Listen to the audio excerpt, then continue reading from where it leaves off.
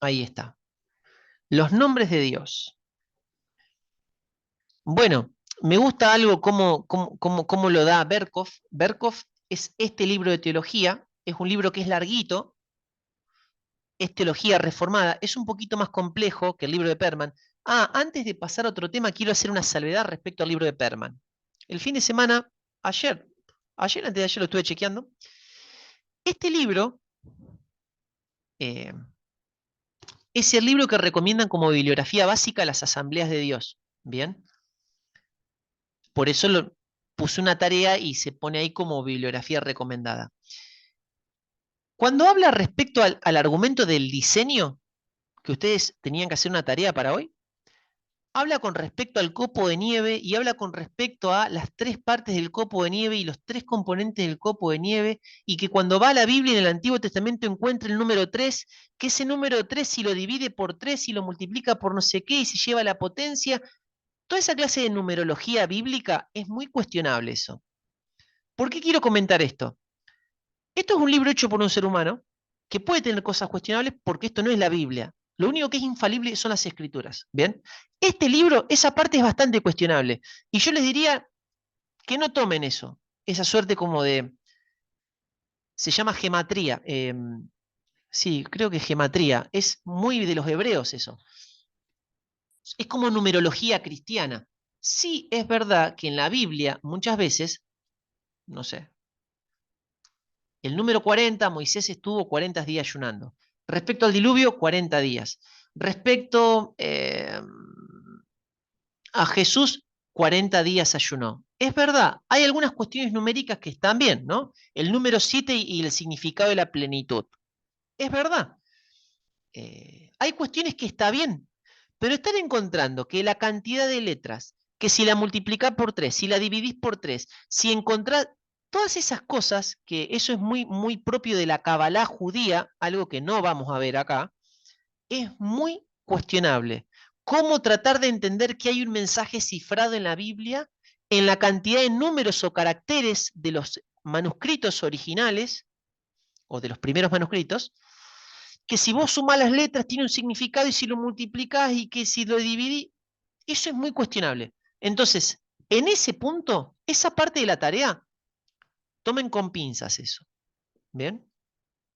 Ahora, ¿por qué se los doy yo? Porque no es que yo lo recomiende, es porque Asambleas de Dios lo recomienda. ¿Por qué lo recomienda? Porque es un librito sencillito, cortito, sintético, que expresa de manera abreviada los rasgos, cuestiones a grandes rasgos. ¿Está bien? Yo se los recomiendo porque lo recomienda Asamblea de Dios, pero eso es muy cuestionable, ¿bien? Por eso también es que les recomiendo después otros libros, como este de Berkov, ¿bien? U otros teólogos como Arce y Sproul, que recién vieron, ¿bien? Para que tengan otra perspectiva, ¿bien? Dicho esto, esta salvedad, bueno, continuamos. Respecto a los nombres de Dios, me gusta mucho cómo trata Luis Berkov el tema de los nombres de Dios. Yo, de hecho, el contenido que tienen ahí está citado al pie, es de Luis Berkov. Eh, Vamos a leer un poco lo que dice la carpeta. En tanto que la Biblia registra diversos nombres de Dios, estamos donde dice el título de los nombres de Dios. También nos habla del nombre de Dios en singular, como por ejemplo en las siguientes declaraciones. No tomarás el nombre del Señor tu Dios en vano. Cuán grande es tu nombre en toda la tierra. Conforme a tu nombre, oh Dios, así es tu loor. En estos ejemplos, el nombre da a entender la plena manifestación de Dios en relación con todo su pueblo, o con una sola persona, de manera que se convierte en sinónimo de Dios. Este empleo se debe al hecho de que en el pensamiento oriental el nombre jamás se consideraba un mero vocablo, sino como la definición de su naturaleza. En el sentido más general del vocablo, el nombre de Dios es su propia revelación. Para nosotros, y esto subrayenlo, el único nombre general de Dios se ha dividido en muchos nombres, los cuales expresan las muchas fases del ser de Dios. Los nombres de Dios constituyen una dificultad para el pensamiento humano. Dios es incomprensible, infinitamente superior a todo lo que es semejante al hombre.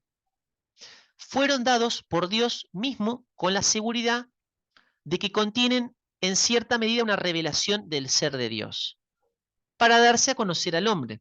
Dios ha descendido hasta el nivel del hombre para acomodarse a su conciencia limitada y finita para hablar en un lenguaje humano. Bien.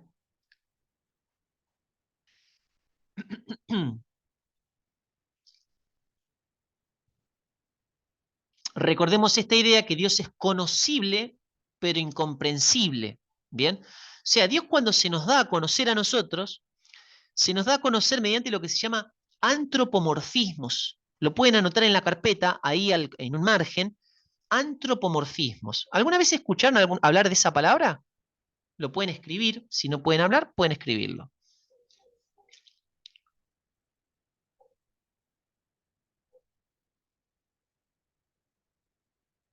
Este es un concepto clave, bien, el antropomorfismo. Es un concepto incluso clave en la teología propia.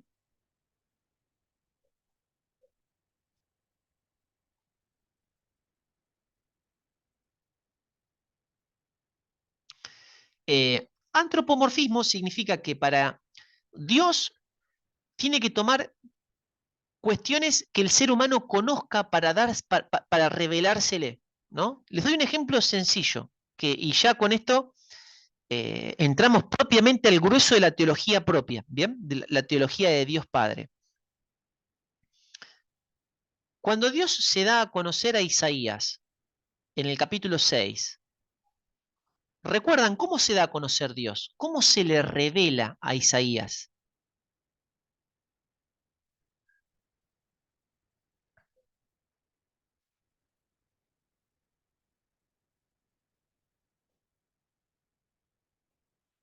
Bueno, Luis dice, se lo define a Dios o a sus atributos humanos para que nosotros tengamos una idea de Dios. Bueno, ahí vamos a ajustar algunas cositas de ahí. Bien. Dios a Isaías se le da a conocer eh, como un Dios sentado en un trono cuyas faldas, ¿no?, cubrían. Nosotros tenemos que entender primeramente que Dios es espíritu. Por definición, Dios es espíritu. Y un espíritu, primero no puede estar sentado porque es espíritu. Y aparte no tiene con qué sentarse porque es espíritu. ¿No? Dios es espíritu. Ahora, ¿por qué Isaías lo ve de esa manera? ¿Por qué Dios quiere revelarse en esos términos? Nosotros tenemos que entender, hay un contexto, si ustedes luego leen Isaías capítulo 6, la idea del capítulo en el verso 1 dice, en el año en que muere el rey Usías, es un contexto real de reyes. De hecho, Isaías era primo, era pariente de los reyes. Se crea un profeta que vive en entorno de palacio. Y Dios se da a conocer como un rey. Y se le da a conocer cuando muere el rey. Que tiene un significado también eso, que no viene al caso. De hecho, hay un video de R.C. Sproul que hace referencia a esto, cuando habla del atributo de la santidad. Después, si quieren, se los paso, es genial el video. Pero la idea es, ¿por qué se revela de esa manera? ¿Por qué Dios se muestra de manera antropomórfica? Es decir, antropo significa hombre y mórfico significa forma. ¿Por qué se da a conocer con esta forma de hombre? ¿Por qué se da a conocer en términos humanos? ¿Por qué se da a conocer en términos en que Isaías, que conocía el ambiente real, pueda conocerlo? Porque toma de cuestiones que sean conocibles por el ser humano para poder transmitir de su ser, para poder transmitir características de su ser. ¿Se acuerda cuando estábamos hablando del elefante, que algunos tocaban la trompa, otros la cola, otros la pata, y como que había partes como que lo observaban o lo contemplaban? Bueno, Dios es como que se revela en términos antropomórficos, en términos que el ser humano conozca, en términos humanos, para dar a conocer de sus atributos, de sus perfecciones, de sus características, de su ser. Eso es el antropomorfismo. un Dios espíritu, que en esencia es espíritu, que se da a conocer por rasgos antropomórficos, por rasgos humanos. Antropomorfismo. Hay un concepto que va de la mano al antropomorfismo, que es la antropopatía. Antropo, humano, patías, sentimientos. Por ejemplo, Génesis, capítulo 6, el texto bíblico dice que la maldad del ser humano se había multiplicado a tal punto que dice que Dios le dice que se arrepiente. Eso dice el texto, por lo menos en Reina Valera de 1960 dice que se arrepiente. Dios se arrepiente de haber creado al hombre, porque el corazón del ser humano tendía de continuo hacia lo malo, dice el texto bíblico, ¿no? Entonces uno dice, ¿cómo Dios se arrepiente? Si en otros textos, como en Números, dice que Él no es hombre para mentir, ni hijo de hombre para arrepentirse. Nosotros nos arrepentimos porque pecamos. Tuviste una mala contestación para con alguien y te arrepentís. ¿Por qué? Porque te equivocaste. Dios se equivoca, Dios hace algo mal, Dios se arrepiente. O la pregunta sería, ¿se arrepiente en los términos como el ser humano? Entonces, no solamente las escrituras contienen antropomorfismos, sino también antropopatías. Asignarle a Dios sentimientos humanos. Por eso es antropopatía, sentimientos de hombres, ¿no? Con esto no estoy dando una respuesta definitiva a cómo interpretar que Dios se arrepintió. Después lo vamos a ver. Hay más de una respuesta satisfactoria para esa aparente contradicción. Solamente quiero mencionarlo a los fines de que ustedes puedan ver cómo las escrituras, cómo el Dios de las escrituras se revela por las escrituras en términos que el ser humano puede entenderle. El dedo de Dios. La pregunta es, ¿Dios tiene dedo? Porque de hecho los mandamientos, por lo menos las primeras tablas con los primeros 10 mandamientos, los que rompió Moisés, por lo menos esos, dice que fueron escritos por el dedo de Dios, y está así literalmente. Entonces uno puede decir, ¿este Dios que es espíritu tiene dedo? La respuesta es que no tiene, porque Dios es espíritu. Lo vamos a ver en breve cuando veamos los atributos. Dios es espíritu. Entonces la pregunta es, pero si Dios es espíritu y no tiene dedo, ¿por qué la Biblia dice que tiene dedo? Bueno, porque habría que ver en ese tiempo cómo se podría haber escrito. ¿Dios tiene brazo? No, Dios no tiene brazo. Pero cuando dice la Biblia que su brazo está extendido, el brazo para el hebreo, que era, el hebreo tenía una mentalidad muy práctica, muy pragmática,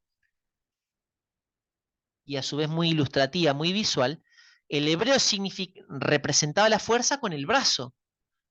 Que el brazo de Jehová venga y esté extendido, su mano esté extendida, era símbolo o que iba a intervenir en la batalla o que iba a traer juicio. La mano de él está sobre. Entonces vos decís, ¿tiene mano? No, no tiene mano. ¿Pero por qué el texto dice que tiene mano? Bueno, porque la mano simboliza una característica que va a traer intervención en la batalla o va a traer juicio sobre un pueblo, porque su mano está sobre ahí. O dependiendo del contexto puede traer protección. ¿Bien? Eh, no me verás la cara, que Dios tiene cara. No, no tiene. La idea es que no tiene. Pero ¿por qué la Biblia habla del rostro de Dios? Obviamente que tiene toda una connotación hebrea que cuando vos veías cara a cara a alguien se refería a tener comunión íntima con. Pero no significa que Dios tenga un rostro como tenemos los seres humanos. Se da a conocer de esa manera porque se da a conocer en términos antropomórficos. Este Dios, como lo describe Pablo en 1 Timoteo, que vive en la luz inaccesible, este Dios eterno, invisible, que el ojo humano no le puede ver, por eso después Dios dice en el Antiguo Testamento, todo ojo que me vea morirá. ¿Por qué? Porque en realidad el ojo humano no lo puede ver. El ojo carnal no lo puede percibir a Dios, porque Dios es espíritu. Es un tanto misterioso todo esto, ¿bien? Pero estamos hablando de Dios. Ya incluso hasta por definición, decir, voy a definir, ya es impropio, porque definir es limitar. Vos no podés limitar a Dios. Es bastante hablar de un Dios incomprensible, infinito, eterno, que nada puede comprenderlo. Decir que lo vas a definir es hasta impropio, ¿bien? Pero estamos hablando de Dios, ¿no? Eh, bueno, vamos a seguir ahí con la carpeta. Vamos a ver, dice, nombres simples de Dios. El, Elá, Elohim o Elohim. Tengan presente, este EL, es el nombre más sencillo. Eh, es el nombre más sencillo de Dios en el Antiguo Testamento. Él. De hecho, si ustedes prestan un poquito de atención, presten atención en esto, miren. Samuel, Gabriel, Ezequiel, Miguel. Terminan con él. ¿Por qué? Porque esa no es una contracción. Esa porción, este sufijo en este caso, significa Dios, ¿no? Por eso también el Ohim. EL significa Dios, por lo menos en hebreo. O todo aquello que lo contenga, como Samuel, Ezequiel, Gabriel, eh, y todos los nombres que terminan con el, Daniel, por ejemplo, ese sufijo tiene relación con Dios, ¿no? Dios oyó, Dios juzgará, Dios salvará, o cualquier cosa con Dios. Él se refiere a Dios, ¿bien? Es el nombre más simple de Dios en el Antiguo Testamento, ¿bien? Eh,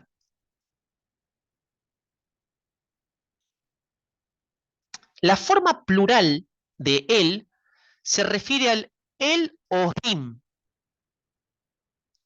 Esto en teología se llama como plural majestático o de majestad. Esto es importante. Traten de copiarlo, si no luego vuelvan a la grabación. El plural de él es Elohim. Se considera es el plural y se expresa plenitud de poder. Expresa plenitud de poder.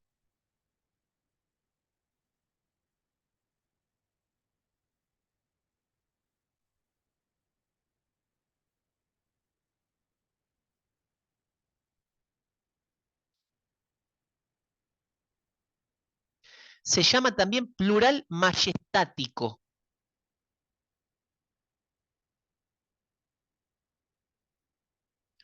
¿Qué quiero decir con esto? Cuando ustedes ven en Génesis, el capítulo 1, en un momento dice, y Elohim dijo, dos puntos. De hecho, cuando ustedes vean el capítulo 1 de Génesis, dice, dijo, dijo, dijo, dijo, es un Dios que habla, constantemente está ahí hablando, ¿no? Pero dice, dijo, hagamos. Entonces uno dice, ¿por qué el verbo está en plural si Dios es uno?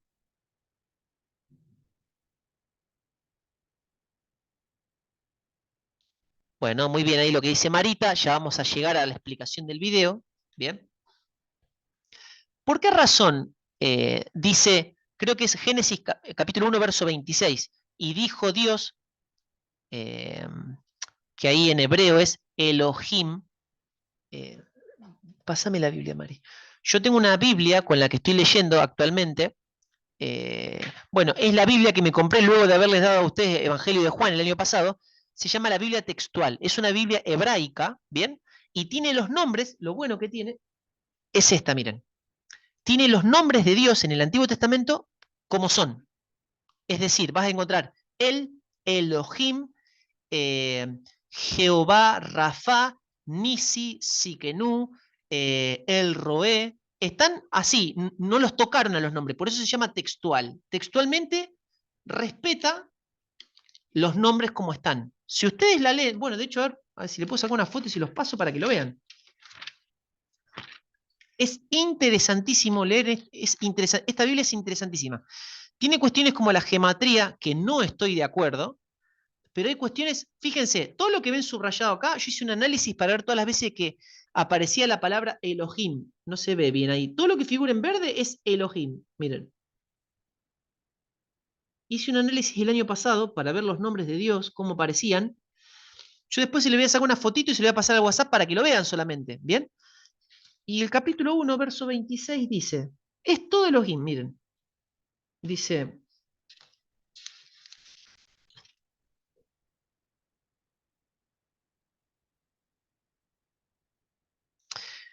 capítulo 1, verso 26. Y dijo Elohim, dos puntos, hagamos al hombre, hagamos a un hombre, a nuestra imagen. Hagamos en plural y dice nuestra, en plural.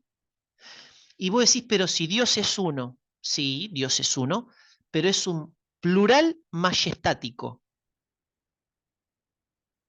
Es decir, si bien algunos teólogos cuestionan que esto pueda ser una evidencia en favor del argumento de la Trinidad, pero el grueso de los teólogos, como por ejemplo Luis Berkhoff, entienden que este plural majestático, Elohim, se refiere al plural de Dios y también implícito está en un argumento en favor de la Trinidad.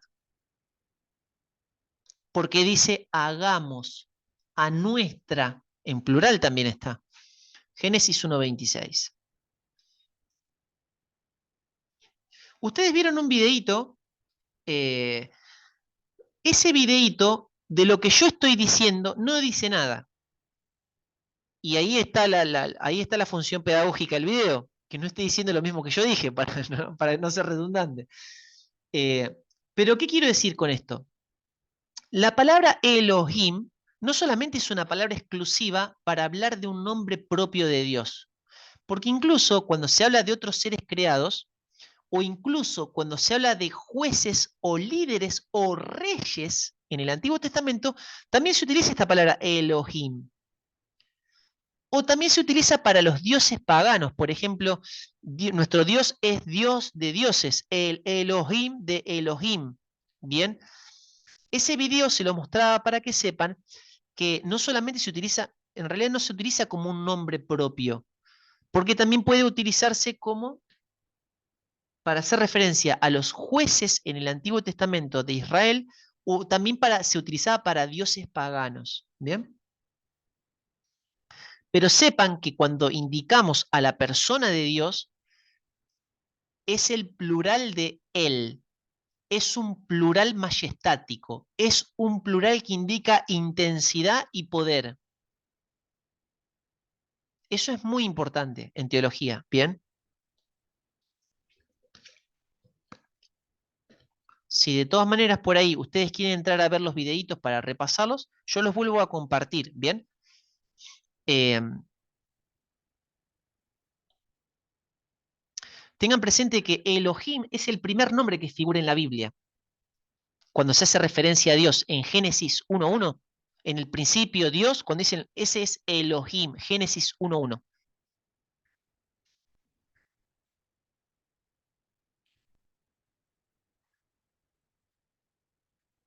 Tengan presente que también se utiliza para los dioses falsos, para hombres también, para reyes, por ejemplo, y para jueces.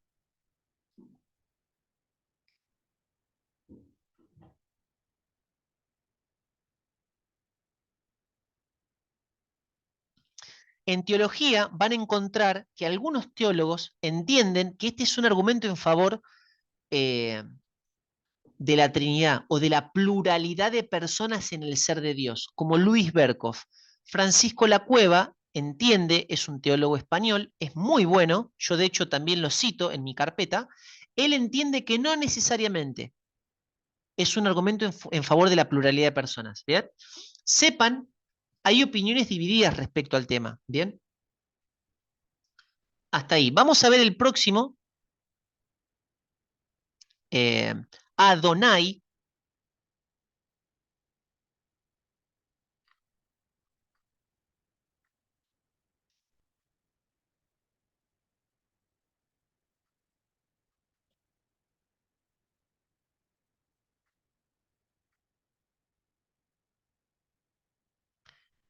Eh, Esto simplemente se puede traducir como Señor.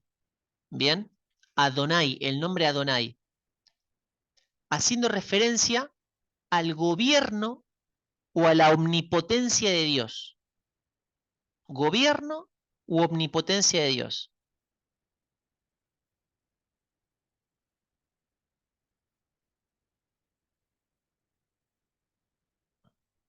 El énfasis está en la omnipotencia, como Señor.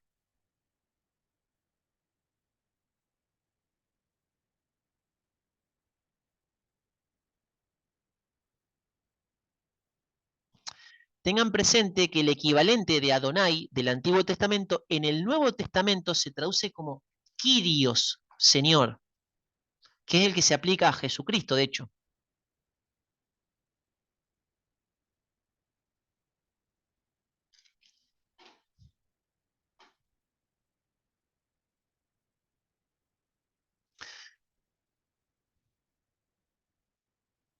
El otro nombre es Yahvé.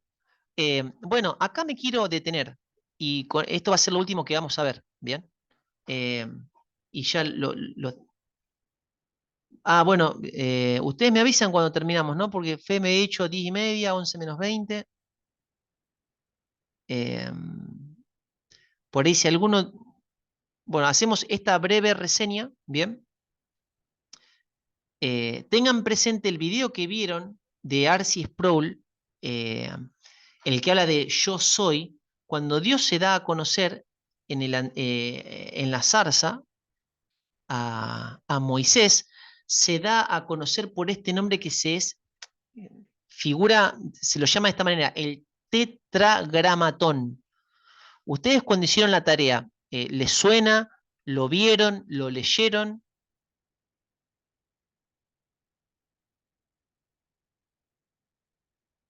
No, no les suena. Bueno, ¿por qué se llama tetragramatón o tetragramón? Porque tiene Yahvé, tiene 4 consonantes. Bien. Eh, en el hebreo antiguo no tenía vocales, solamente consonantes. Cuando Dios se da a conocer por este nombre a Moisés, había dicho que no se había dado a conocer a los antiguos por este nombre, pero por este nombre se da a conocer a él, ¿no? Yo soy el que soy, que puede traducirse también como yo seré el que seré. Bien, haciendo referencia a aquel Dios que existe porque existe sin otra causa. Bien, no necesita de otro para existir. Ahí se conectó Fede. Fede, mira, yo no sabía que era tu cumpleaños hoy. Feliz cumpleaños al Fede.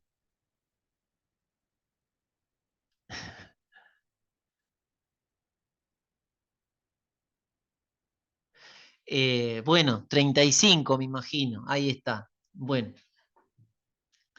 eh, Uy, señor. Bueno, como Matusalén dice Gustavo ahí. Bien. Eh, Esta idea y ya con esto cerramos, hermano, no los quiero aburrir porque sé que están cansados, hace frío. Eh, en Levítico 26 decía, no tomarás su santo nombre en vano, ¿no? Por una cuestión de superstición,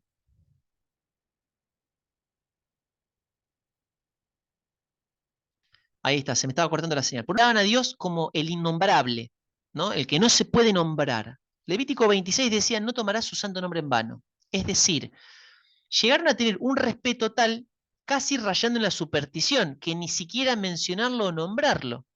Por lo cual, al no nombrarlo, con el tiempo, los masoretas, los que fueron haciendo, un grupo de copistas, fueron tomando las vocales de la palabra Adonai, Señor, y es como por así decirlo, las injertaron en la palabra Yahvé.